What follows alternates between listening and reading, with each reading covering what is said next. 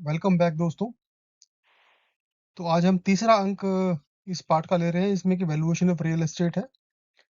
छोटा सा एक अपडेट है कि जो हमने पहले 2 वीडियो डाले हैं उसमें हमने कंटेंट को हिंदी और इंग्लिश में ट्रांसलेट करने की कोशिश की है, बट उसमें समय बहुत लग रहा है और उसकी कोई ज़्यादा रेलेवेंस भी नहीं लगती मुझे।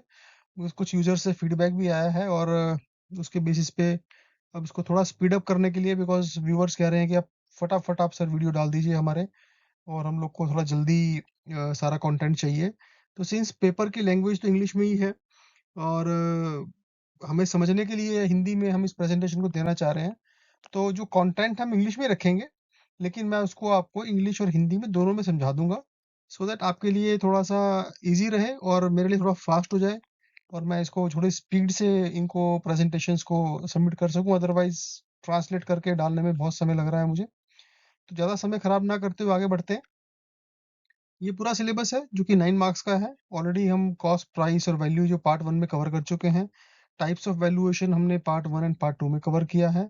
तो मैं हमेशा बोलता हूँ कि अगर आपने ये दोनों वीडियोस थॉरोली अगर नहीं पढ़े हैं और अच्छे से आपने इसको कोर्स को स्टडी को नहीं किया पार्ट 1 पार्ट 2, तो आप आज का वीडियो मत देखिए, अपना समय खराब कर रहे हैं, कोई फायदा नहीं होगा उसके अंदर। तो पहले पार्ट 1 पार्ट 2 पढ़िए, उसके बाद आगे आज वाले वीडियो पे जंप करिए। आज के वीडियो में हम लोग कवर करेंगे बेसिक एलिमेंट्स ऑफ वैल्यूएशन, जो कि marketability, utility, scarcity and transferability है, इसके बारे में बात करेंगे। उसके बाद फैक्टर्स अफेक्टिंग वैल्यूएशन, जो फिजिकल, इकोनॉमिक, लीगल और सोशल फैक्टर्स कौन कौन से होते हैं, और HABU and value in use and value in exchange. तो हाबू के बारे में हमने अब तक बात नहीं की है, लेकिन value in exchange and value in use ये ऑलरेडी हम पार्ट 2 में कवर कर चुके हैं। लेकिन सिंस ये थोड़ा सा रेलेवेंट है इस स्टेज पे भी, हम इसको दोबारा से कॉन्सेप्ट को रिफ्रेश करेंगे। और बाकी जो टॉपिक हम आने वाले जो सप्ताह, जो भी इसके बाद सब्सिक्वेंट वीडियोस हैं, उसमें हम कवर करेंगे। तो पहले हम बेसिक एलिमेंट्स ऑफ वैल्यूएशन की बात कर लेते हैं। तो बेसिक एलिमेंट ऑफ वैल्यूएशन के अंदर आपको एक ये टर्मिनोलॉजी याद रखनी है, स्टड, STUD। तो ये बेसिकली आपको एक शॉर्ट फॉर्मूला है, दिमाग में इसको फिट कर लीजिए। और इसका मतलब क्या है, स्केर्सिटी। एस से आपका स्केर्सिटी हो गया, टी से ट्रांसफरेबिलिटी, यू से यूटिलिटी या फिर यूज, और डी से डिमांड। तो ये आपको बेसिक एलिमेंट्स, ये 4 एलिमेंट्स है स्टड, आपको याद रखना है।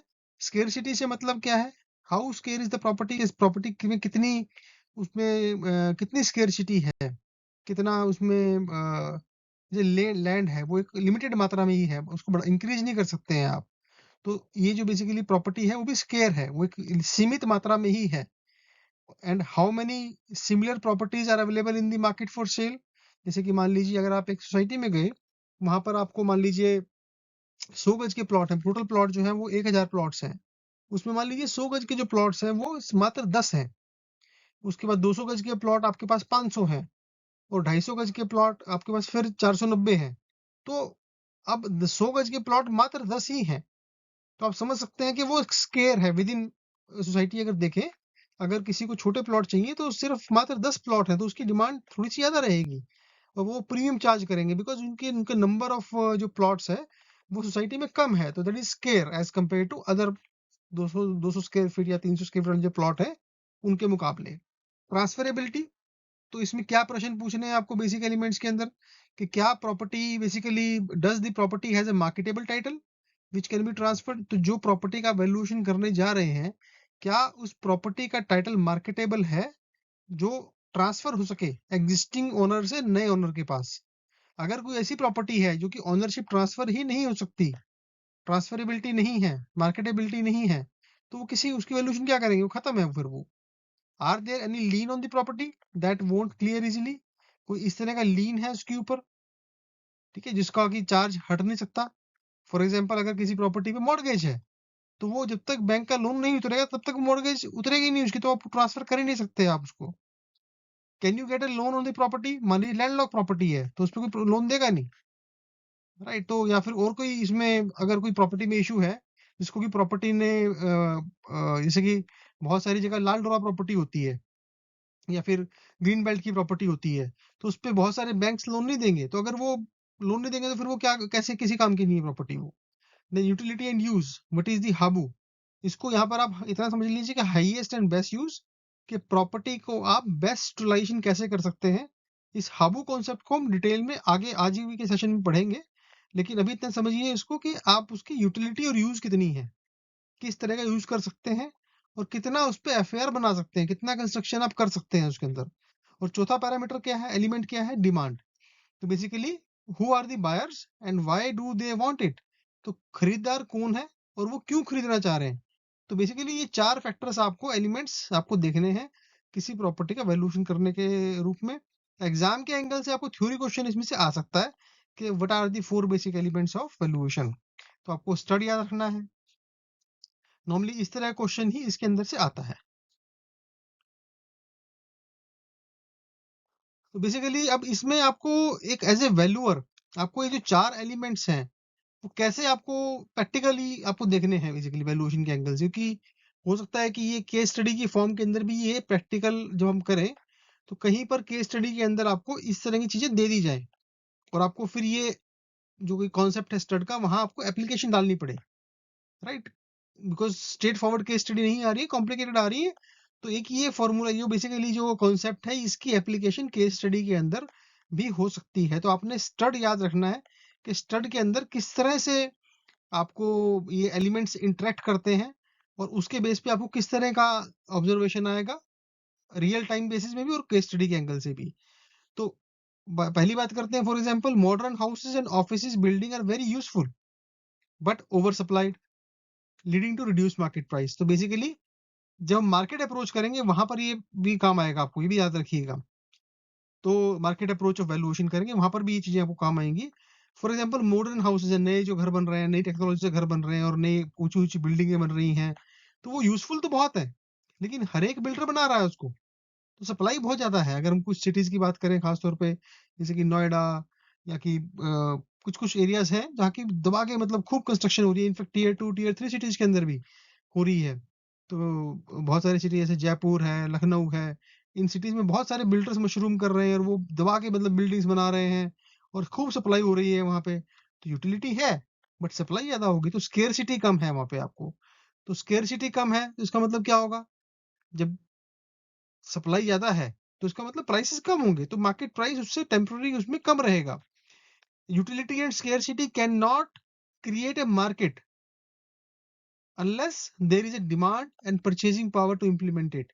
तो बेसिकली अगर मार्केट में उस प्रॉपर्टी की यूटिलिटी है, प्रॉपर्टी जो बनी उसका यूज है, यूटिलिटी है, उस प्रॉपर्टी की स्केर्सिटी भी है, लेकिन मान लीजिए कि उस प्रॉपर्टी की डिमांड नहीं है, डिमांड नहीं है वो किसी भी कारण से हो सकती है, या फिर मान लीजिए वो परचेज करने की ताकत ही नहीं है, वो प्रॉपर्टी की वैल्यू इतनी ज्यादा है कि मार्केट में किसी की ताकत नहीं है खरीदने के लिए, उसको कैपेसिटी नहीं है, मतलब कि उस इतना पैसा किसी के पास नहीं है या लोन लेने की एलिजिबिलिटी नहीं है उतनी, तो वो कैसे बिकेगी, तो उसकी कोई मार्केटेबिलिटी नहीं रहेगी उसके अंदर।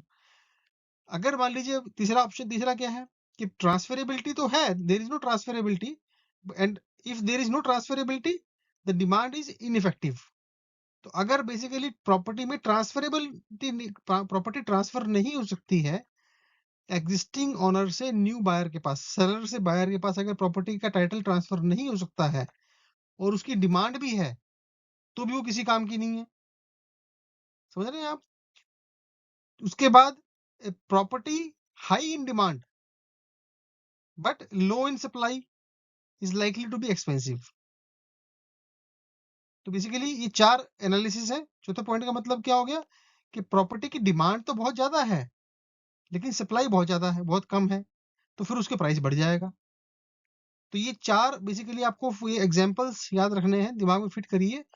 अगर हम बेसिक एलिमेंट्स ऑफ वैल्यूएशन की बात करते हैं तो इन्हीं चार चीजों के इर्द गिर्द घूमते हुए डायरेक्ट या फिर इनडायरेक्ट क्वेश्चन आएगा।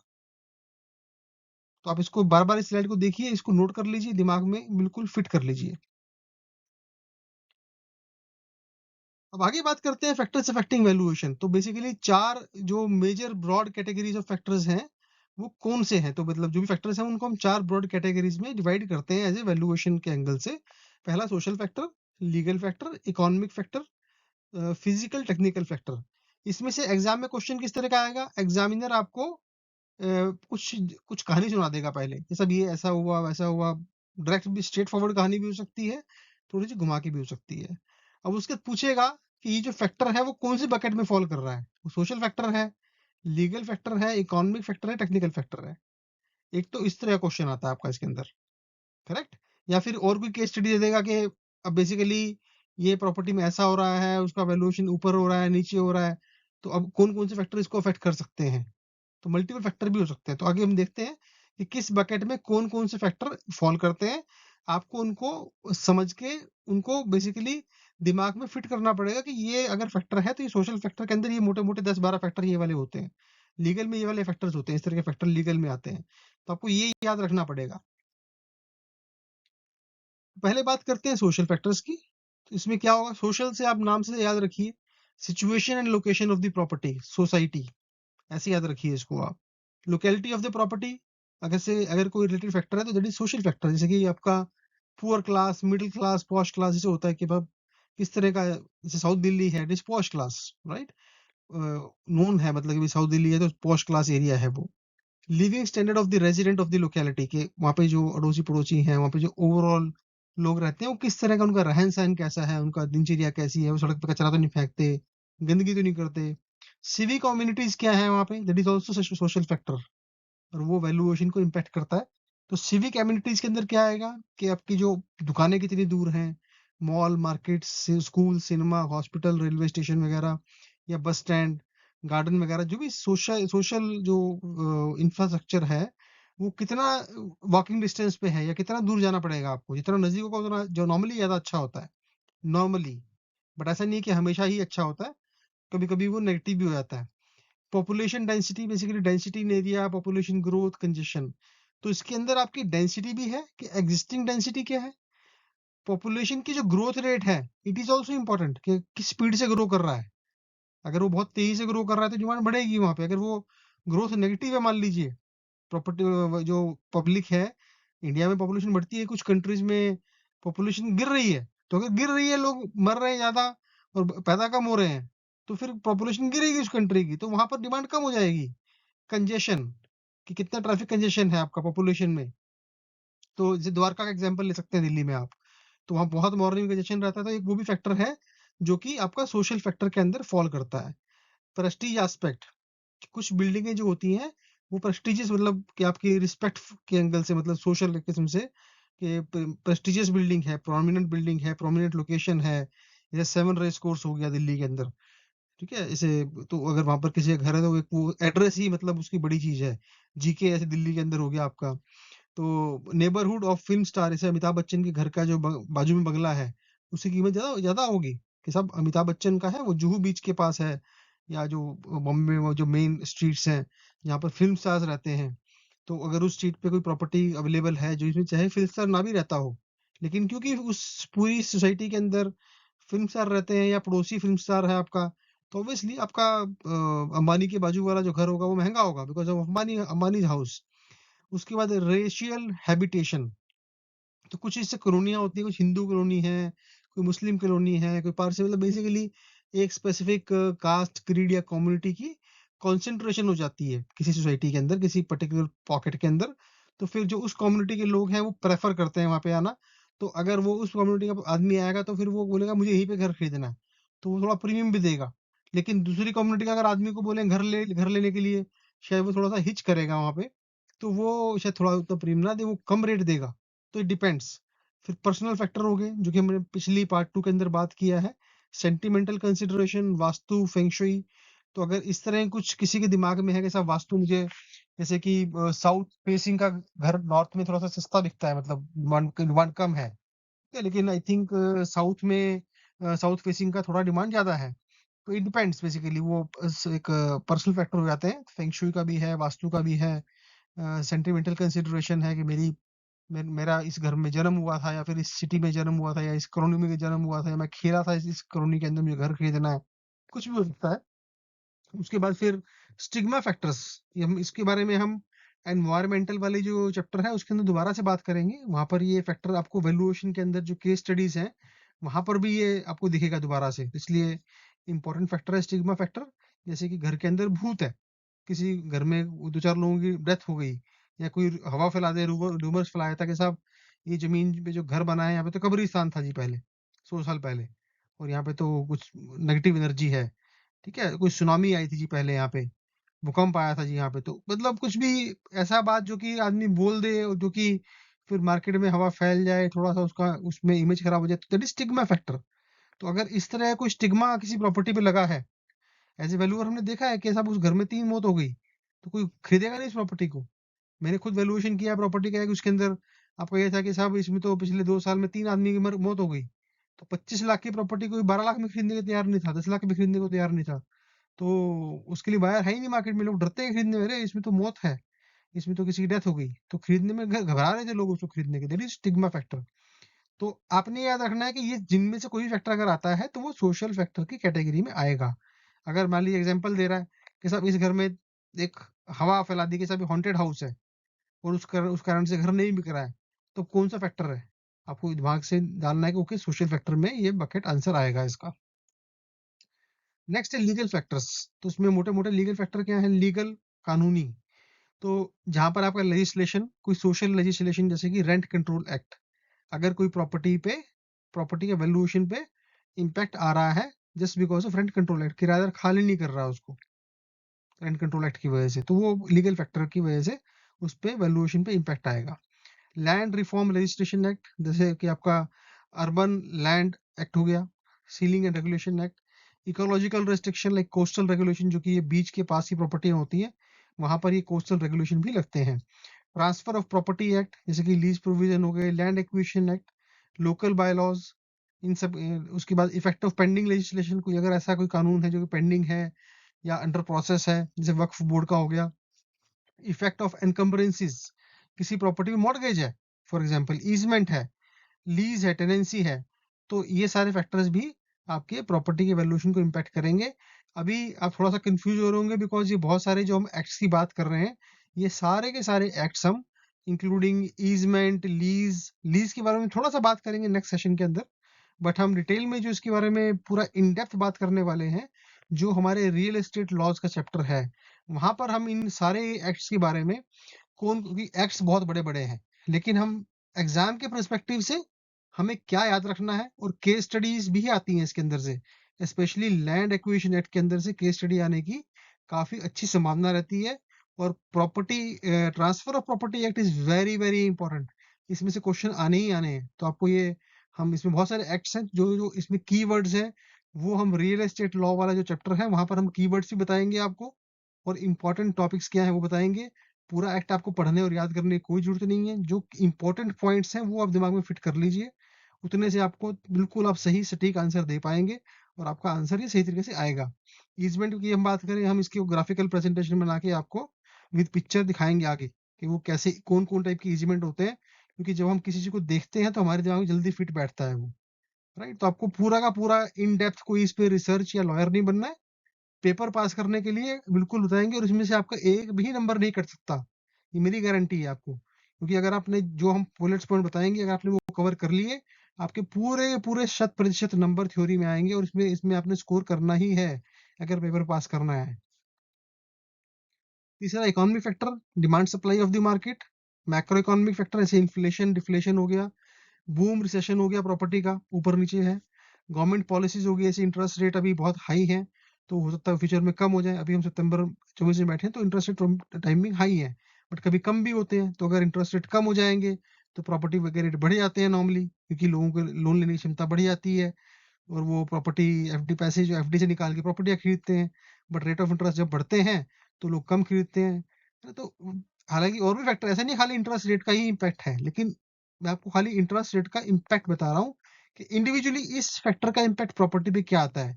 बट बाकी फैक्टर्स जो होते हैं उसके बेसिस पे प्रॉपर्टी ऊपर नीचे भी होती है। तो आज की डेट में आप देखिए प्रॉपर्टी बहुत हाई है, उसके और फैक्टर्स भी हैं, खाली इंटरेस्ट रेट नहीं है। पैरेलल इकोनॉमी, ये बड़ा इंपॉर्टेंट है कि सब कैश वाला जो कंपोनेंट चलता है, तो वो भी एक इकोनॉमिक फैक्टर में आएगा। अगर आपको कैश कंपोनेंट के ऊपर कोई क्वेश्चन में कहीं हिंट दे रखा है, तो वो आपको इकोनॉमिक फैक्टर आपको टिक करना है उस क्वेश्चन के अंदर। Availability of loan from banks and FI and ROIs, कि बैंक से कितना लोन मिल रहा है, मॉर्गेज की एलिजिबिलिटी कितनी है आपकी, हाउसिंग लोन की। फिर आपका रेट ऑफ इंटरेस्ट कितना है, एम्प्लॉयमेंट लेवल, वेजेस, इनकम, अगर जॉब लॉस ज्यादा हो रहा है, अनएम्प्लॉयमेंट बहुत ज्यादा है, सैलरी नहीं बढ़ रही है लोगों की, तो उनकी ताकत कहाँ से होगी लोन लेने की?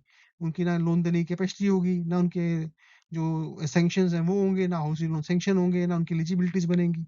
तो ये सारे के सारे फैक्टर्स आपके इकोनॉमिक फैक्टर की बकेट में आते हैं। इससे रिलेटेड कुछ भी अगर क्वेश्चन उसमें आपको एग्जाम में आ रहा है तो आपने यही टिक मारना है, इकोनॉमिक फैक्टर को ही टिक मारना है। चौथी कैटेगरी क्या है? फिजिकल और टेक्निकल फैक्टर। तो फिजी इसमें क्या है? आपका लैंड कैरेक्टरिस्टिक और बिल्डिंग, दो दो में इसको ब्रेक किया हुआ हमने, ताकि थोड़ा सा याद रहे। तो लैंड की कैरेक्टरिस्टिक कौन सी होती है जो फैक्टर जो फिजिकल और टेक्निकल फैक्टर की बकेट में फॉल करती हैं? Size of land, shape of land, topography of land, Vista. Vista हम ऑलरेडी पार्ट 2 में डिस्कस कर चुके हैं। ठीक है, आप उसको अगर नहीं देखा है तो देखिए, फिर इस प्रेजेंटेशन पे आइए, अदरवाइज आप टाइम खराब कर रहे हैं। सॉइल की टाइप, कच्ची मिट्टी है, पक्की मिट्टी है, रेतीली मिट्टी है। फ्रंटेज कि उसका फ्रंट कितना बड़ा है और उसका उसके सामने रोड कितनी बड़ी है, व्यू कितना अच्छा है, प्लॉट का एरिया छोटा प्लॉट है बड़ा प्लॉट है, अगर इस तरह के फैक्टर्स हैं तो वो लैंड कैरेक्टरिस्टिक्स में आएगा। Land characteristics of physical technical factors. और बिल्डिंग कैरेक्टरिस्टिक कौन कौन सी हैं? जैसे कि आरसीसी, जो लैंड के ऊपर जो बना हुआ है, आरसीसी है, लोड बेयरिंग स्ट्रक्चर है। राइट, नॉर्मली आरसीसी स्ट्रक्चर की वैल्यू ज्यादा होती है। लोड बेयरिंग पुराने जमाने में बनते थे, आजकल लोड बेयरिंग स्ट्रक्चर नहीं बनते। पर अगर आप किसी प्रॉपर्टी का वैल्यूएशन करने जा रहे हैं जो पुराना बना स्ट्रक्चर है, तो वहां आपको ये स्ट्रक्चर मिल सकता है। प्रॉपर्टी की एग्जिस्टिंग एज कितनी है और एक्सपेक्टेड फ्यूचर लाइफ कितनी है, तो ये भी मैटर करती है। आपको एज एज समझनी है पहले। कई बार आपको एज निकालने डॉक्यूमेंट मिलते हैं, कई बार डॉक्यूमेंट नहीं मिलते हैं, तो आपको स्टडी करना पड़ेगा कि ओके, ये एस्टिमेट भी करना पड़ेगा आपको, है ना? तो अगर और उसकी फ्यूचर लाइफ कितनी है बिल्डिंग की एग्जिस्टिंग स्टेज देखते हुए। फॉर एग्जांपल, अगर आपने एक बिल्डिंग बिल्कुल समुद्र के किनारे बना दी और आपने उसको प्रॉपरली जो भी उसमें सीमेंट जो भी खारे पानी से बचाने के लिए जो इसमें जो आपको चीजें यूज करनी है, तो वो नहीं डाली उसमें अगर आपने, तो लीचिंग वगैरह होगी वहां पे, और सब उसमें जो पिलर्स हैं, कंक्रीट है, वो सब वहां से ब्रेक करेगा और उसकी लाइफ कम हो जाएगी। राइट, तो आपको वो सब फैक्टर ध्यान में रखने हैं कि यहाँ इस एरिया में एसिड रेन भी होती है, या और कोई फैक्टर्स भी इसकी वजह से प्रॉपर्टी की बिल्डिंग कम है ज्यादा है, तो वो भी आपको स्टडी करना है। अगर इस तरह का फैक्टर की अगर बात कर रहा है वो, तो दैट मीन्स वो फिजिकल टेक्निकल फैक्टर्स में आएगा। सबसे इंपॉर्टेंट इसमें क्या है? Obsolescence, deterioration and present condition of the building. अगर आपको ये कीवर्ड कहीं दिख रहे हैं, ऑब्सोलेंस है, डिटेरियोरेशन है, इनमें कहीं कीवर्ड आपको दिख रहा है और आपको क्वेश्चन में हिंट लग रहा है ओके ये सब वर्ड यूज हो गए, तो इसका मतलब उस क्वेश्चन में आपको फिजिकल टेक्निकल फैक्टर टिक मारना है। ये क्वेश्चन आप समझिए कि एक क्वेश्चन इन 4 स्लाइड में से आना ही आना है। आपको एक वो बोलेगा कि साहब ये फैक्टर है, अब कौन सा वाला फैक्टर है ये? तो आपको इन 4 स्लाइड्स को बार-बार देखिए, नोट्स बना लीजिए, दिमाग में फिट कर लीजिए। हम क्लासेस में हम और बात करते हैं इसके ऊपर, काफ़ी समय लगाते हैं, बट ये प्रेज़ेंटेशन है तो आप इसको बार-बार देखिए, स्टडी कीजिए, राइट? और अगर आप मेरी क्लास में आ रहे हैं तो आप इसको नोट कर लीजिए और इसको क्लास में भी डिस्कस कीजिए मेरे से आप, अगर आपको लगता है 1 टू 1। उसके बाद आप कौन-सा मटेरियल यूज़ कर रहे हैं बिल्डिंग में, वुडन मटेरियल यूज़ कर रहे हैं, सीमेंट कर रहे हैं, कंक्रीट कर रहे हैं, right? Specification of the building, civil, electrification, plumbing items क्या है उसके अंदर। उसके बाद आर्किटेक्चरल प्लानिंग एंड डिजाइनिंग, उसका आर्किटेक्चर कैसा है, डिजाइन कैसा बना रहे हैं आप उसका। और डेप्रिसिएशन। तो ये ऑब्सोलेंस और डेप्रिसिएशन, ये दो इंपॉर्टेंट चीजें हैं जो कि नॉर्मली मैंने देखा एग्जाम में आती हैं। तो आपने अगर ये दो वर्ड देख लिए कि साहब ऑब्सोलेंस डेप्रिसिएशन की बात कर रहा है, तो फिर वो तो आपने बिना बिना दिमाग लगाए फालतू आपको फिजिकल टेक्निकल फैक्टर पे टिक मार देना, आपका नंबर निकल आएगा। और नॉर्मली क्वेश्चन का जो आंसर आता है वो इसके अंदर से ही आएगा, क्योंकि कॉम्प्लिकेट यहीं पे है वो। सबसे ज्यादा कॉम्प्लिकेट जो ट्रिकी है थोड़ा सा है, मतलब आपको फिजिकल टेक्निकल फैक्टर में वो कंफ्यूज करेगा बेसिकली। लीगल का स्ट्रेट फॉरवर्ड है, इकोनॉमिक का भी स्ट्रेट फॉरवर्ड है, कहीं ना कहीं सोशल और टेक्निकल में आप कंफ्यूज होते हैं। तो अभी दो स्लाइड्स आप थोड़ा सा रखिए। लीगल मतलब जहाँ पे लॉ है, जहाँ पे कोई कानून की बात कर रहा है, वो लीगल फैक्टर हो गया, करेक्ट। और बेसिकली जो आपका ये टेक्निकल जो है, इकोनॉमिक जहाँ पर कि आपकी कोई डिमांड सप्लाई, कोई रेट ऑफ इंटरेस्ट, मॉर्गेज की बात कर रहा है, तो उस टाइप से वो इकोनॉमिक फैक्टर हो गया, राइट। इकोनॉमी से लिंक सब एम्प्लॉयमेंट अनएम्प्लॉयमेंट उससे भी बातें कर रहा है, तो वो इकोनॉमी से माइक्रो इकोनॉमिक मैक्रो इकोनॉमिक्स उसकी बातें कर रहा है, तो वो मतलब इकोनॉमिक्स फैक्टर है। तो वो दोनों आप ढूंढ लेंगे। कंफ्यूजन होती है सोशल फैक्टर और ये फिजिकल फैक्टर में, तो इसमें आपने अच्छे से इनको दोनों स्लाइड को देख के अच्छे से रट्टा मार लीजिए इसका आप। Now next is role of valuer.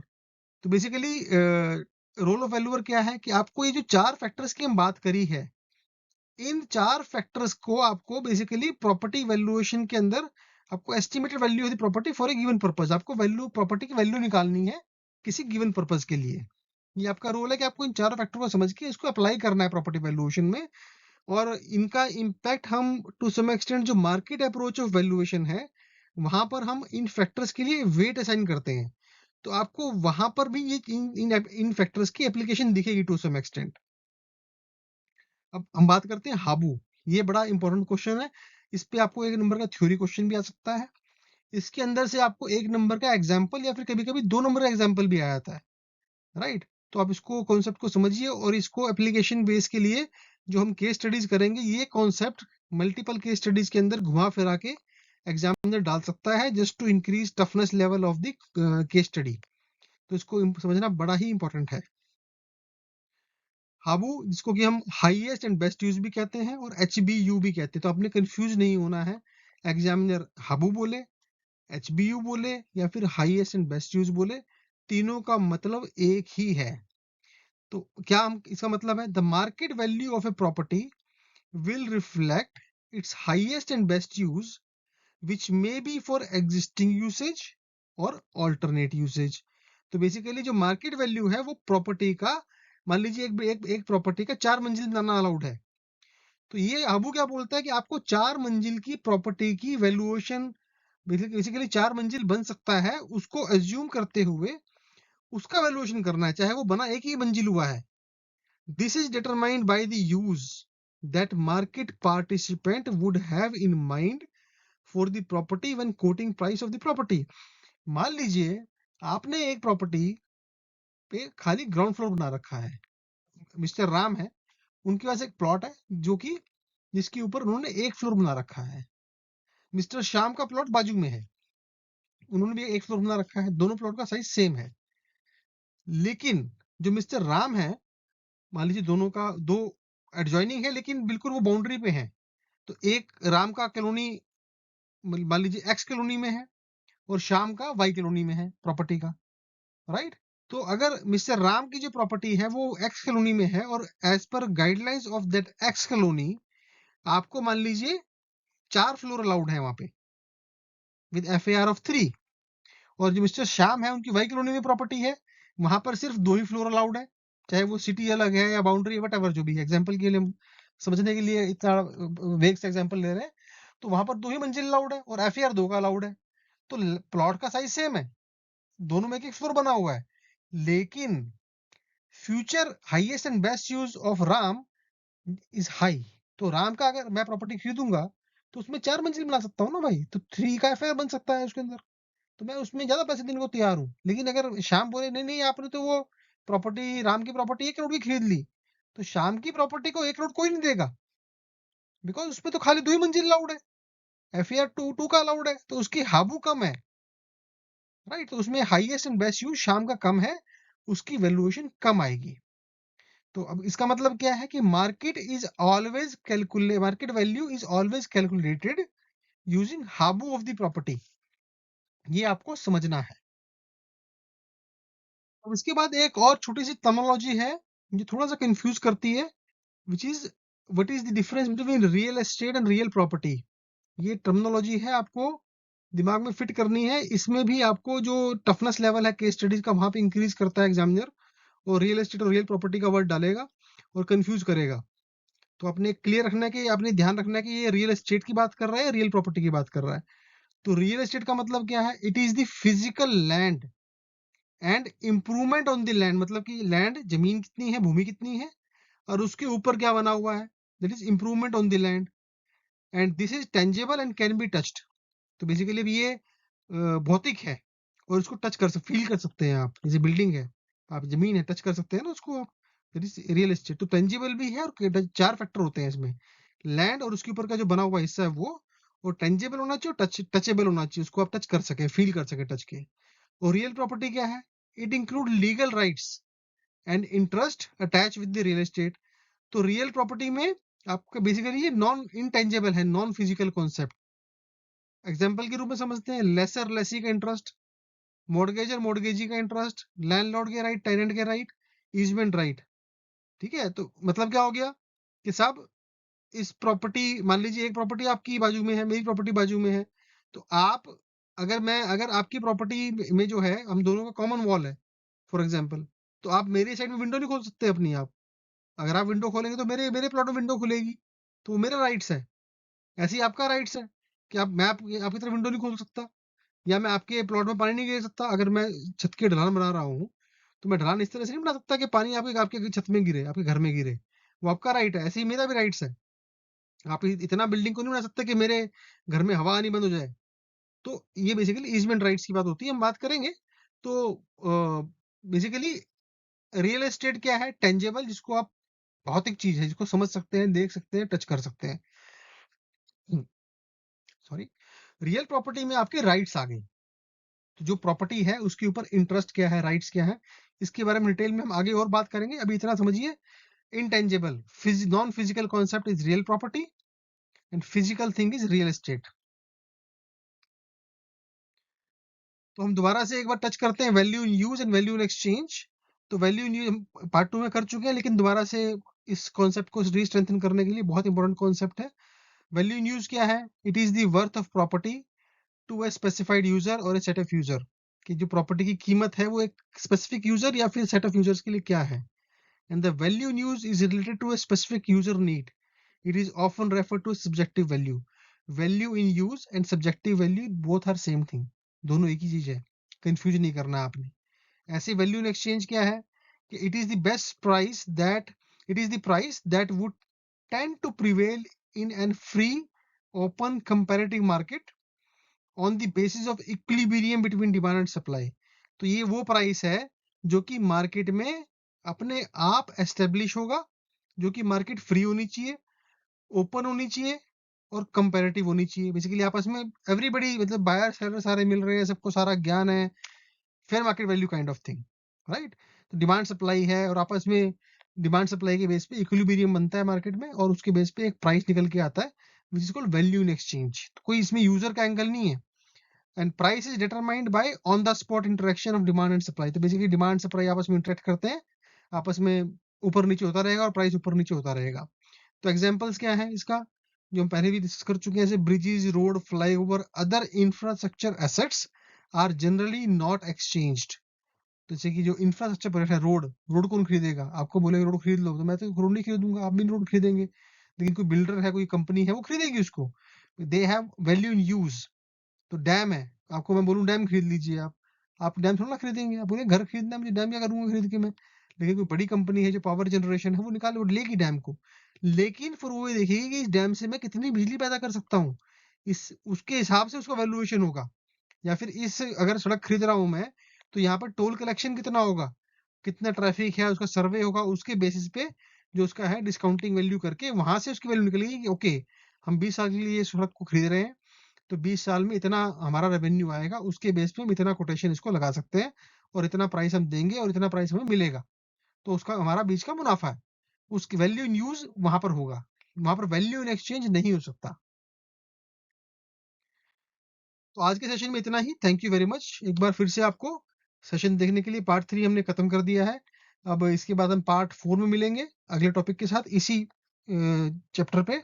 Part 4 में हम एक टॉपिक और कवर करेंगे। और मैं एक बार फिर से बोलूंगा, अगर आपको ये वीडियो हिंदी में पसंद आया है तो प्लीज़ लाइक कीजिए, शेयर कीजिए, सब्सक्राइब कीजिए चैनल को।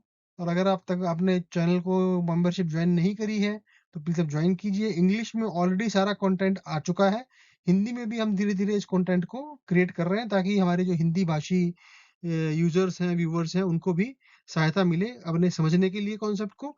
और अगर आपको वीडियो वाकई में पसंद आया, तो आप प्लीज़ कमेंट भी जरूर कीजिए, ताकि थोड़ा मोटिवेशन मिले कि वाकई में हिंदी वीडियो की डिमांड है और लोग इसको पसंद कर रहे हैं। धन्यवाद। जल्दी ही मिलते हैं अगले वीडियो के साथ, क्योंकि हम हिंदी में ट्रांसलेट नहीं कर रहे हैं। तो मैं इसको जल्दी से जल्दी कोशिश करूंगा कि एक आध दिन के अंदर अगला वीडियो भी हम इसमें अपलोड करें। Thank you.